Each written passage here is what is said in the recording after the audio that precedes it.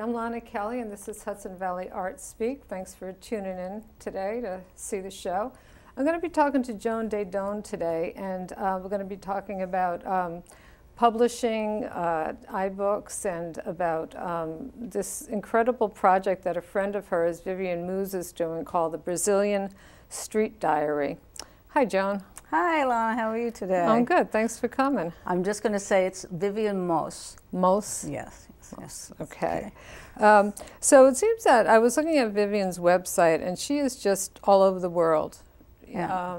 Yeah, she's photographed, all over the world, on every continent. She has, her focus has been women, children, and social injustice.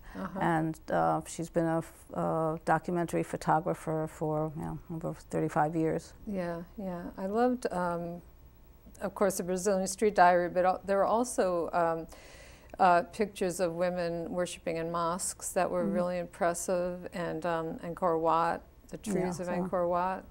Yeah, which I think I've seen somewhere else also, in addition to her website, that she had done. So the Brazilian Street Diary is a pretty remarkable compilation of pictures of street kids in Brazil. Yeah, it's a project that she started over 20 years ago. Actually, it was in 1991 that she first had the idea.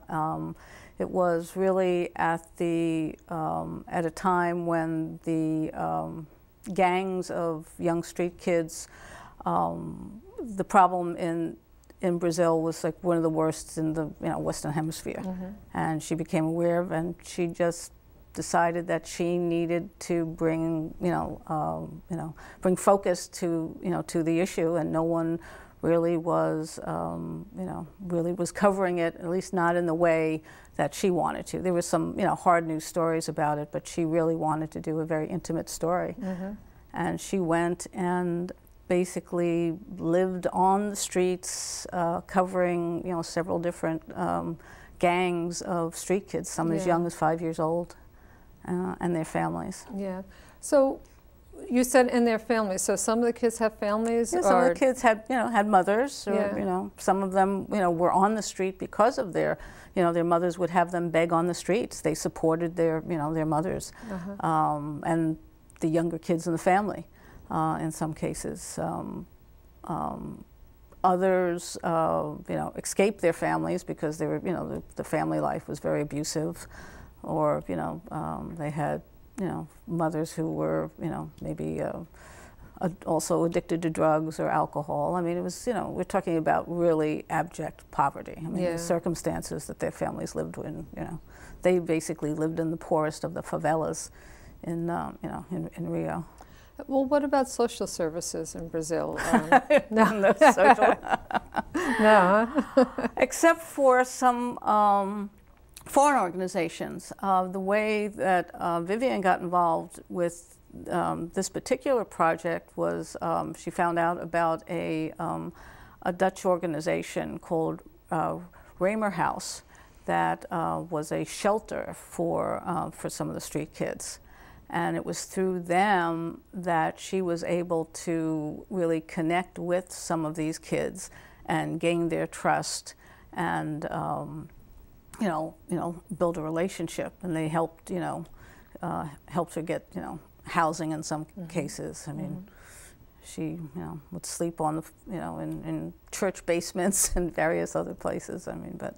Yeah, well, you can see from the pictures that in order to be able to take them, you would have to be intimately involved with the kids to have that level of contact and the openness that you can see. Where for instance, when they're using drugs, she's there, to take the pictures.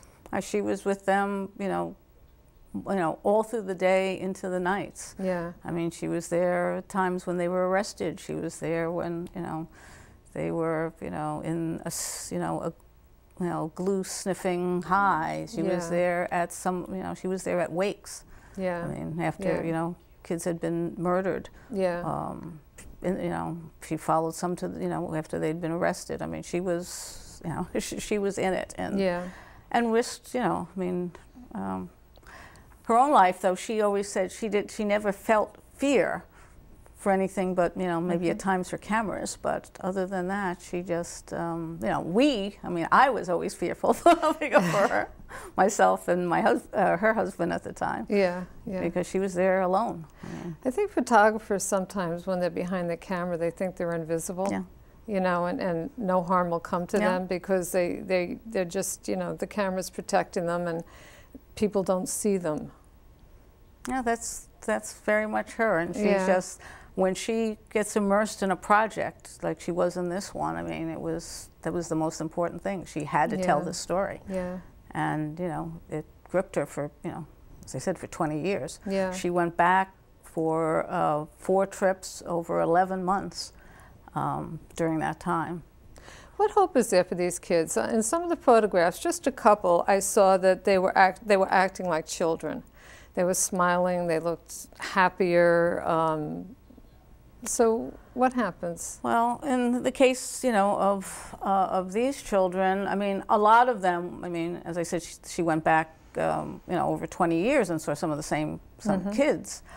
A lot of them were murdered, you know, a lot of them ended up in prison. Yeah. But there were those who, because they went through the shelter and through the program and did build relationships with some of the, you know, the social workers and in Raymer House, ended up, you know, living you know, as close to a normal life. I mean, ended up with their own families, ended up really being able to, you know, save themselves. Yeah.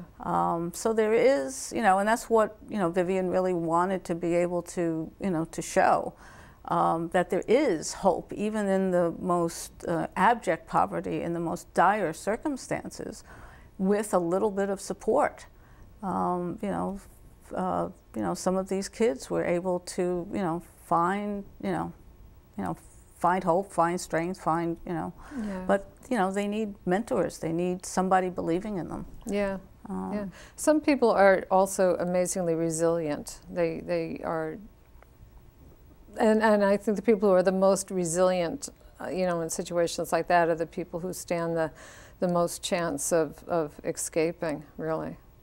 Yeah, well, these are, I mean, very resourceful children. Yeah. I mean, if you see how they, you know, get through the days and how they were able to, you know, support themselves and keep themselves, you know.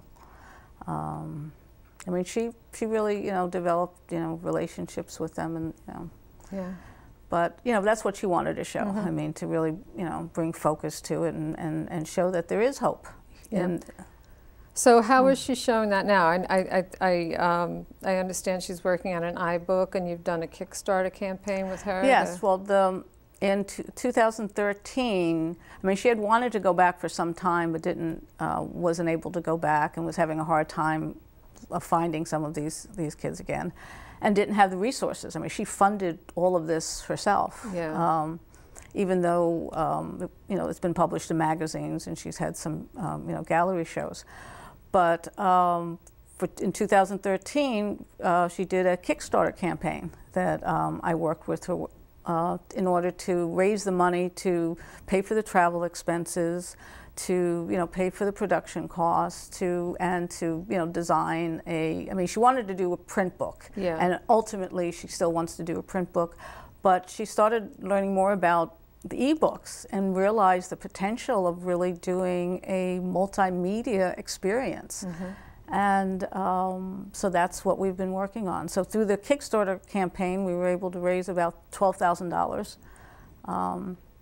to you know, to pay for the costs, and also pay for some of the, you know, in Kickstarter programs, you know, there are always for people who pledge donations, there are, you know, some gifts. There are premiums, and you know, whatever that are given. So it, you know, she had to raise for, you know, for all of that. But there was I believe the Kickstarter program was for about a month and a half, and you know, she was able to raise you know, the amount that she was looking for, and, you know, and pay for her expenses, and also pay for you know, the production on the ebook. Right now she's probably about 75% complete. Okay. So how do you do the Kickstarter campaign? Where do you start? And did you find that most of the donations came from, you know, the cyber world, or were most of them from friends? How did that go? A lot of people have a misconception that they're going to, you know, put up a Kickstarter program and it's just going to come from, you know, people they've never, you know, from the Kickstarter masses. Yeah. You need to start with a strong social media network of your own friends, your friends of friends, your, you know, your colleagues, and that's where it started. I mean, she had maybe about, I don't know, maybe 300, 350 people in her network. So that's where you start. Yeah. And then through, you know, the social media campaigns and through Kickstarter and, you know, and the ongoing postings on Facebook and on Twitter and, you know, on all the different social media working together, that is how you build your network. And then you start branching out, and then you do find, you know, there were, she had raised funds from people, you know, all over the world. People that, some that she didn't know who these people were, but they had a connection to a friend of someone. That's how they would, you know, they found out about the program. Because Kickstarter has lots of, you know, there are lots of projects. There are a lot of, you know. Thousands, probably. Yeah. So it's important to really do your prep work first, to make sure you already have your social media platforms and, you know, networks set up. And then from there, then it's doing a really good video. Yeah. You need a really good video to, you know, to bring your project to life.